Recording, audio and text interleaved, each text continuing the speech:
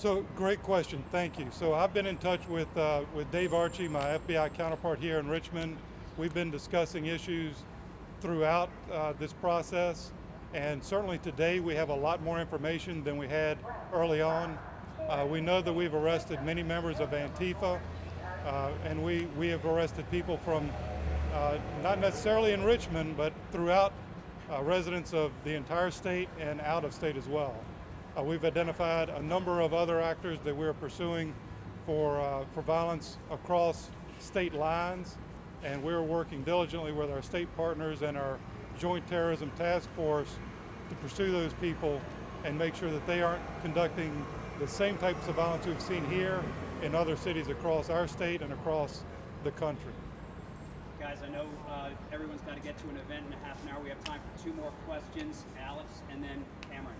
Yeah, this is for you, Chief. What is your response to people who claim that they were on their front porches last night and arrested during the curfew? That's right. So there were people arrested off of front porches. Those are protesters who ran onto front porches to evade capture. So we had great surveillance throughout the entire event. Our air unit did a fantastic job, and we're tracking people who were fleeing, both in vehicles and on foot. We wanted to make sure that we captured and identified as many people as possible. The other thing that I want to point out is throughout the night, all of the arrests that we have, there was no use of force by officers. So everybody who is taken into custody were done so with respect, with due care for safety for our officers and for all of our citizens and other protesters. And I do want to remind you that the violence that we've seen has been protester on protester. We had a person shot last night, the prior night. Fortunately, his condition has improved and he is no longer in life-threatening condition.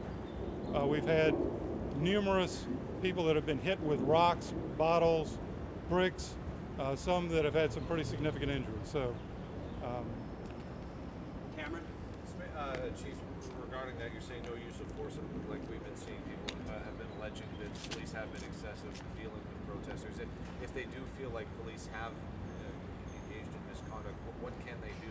What are their protections? What are their rights here? I asked them to please reach out to our Internal Affairs Division, and we will fully investigate every single one of those. Have you received complaints yet from protesters or public? No, ma'am. The only complaints that I'm aware of right now is from the reporter, and that's it. So.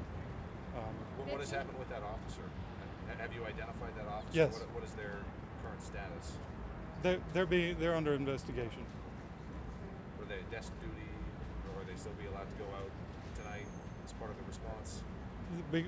Because of the nature of it, they will be out. Again, our initial investigation shows that it was really a truly inadvertent.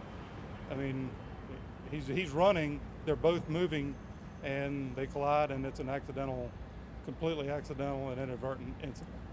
But we are, regardless of what that initial investigation is, we're completing a full and thorough investigation, interviewing everybody involved. The 233 arrests, are those from just last night, or is that from That's just from last night. That includes significantly curfew being the primary charge, but we have a number of firearm violations, commercial burglary, and vandalism.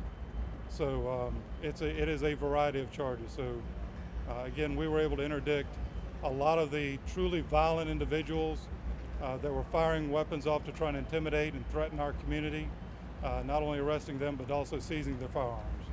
Guys, we'll have more to share with you later. Okay, so thanks for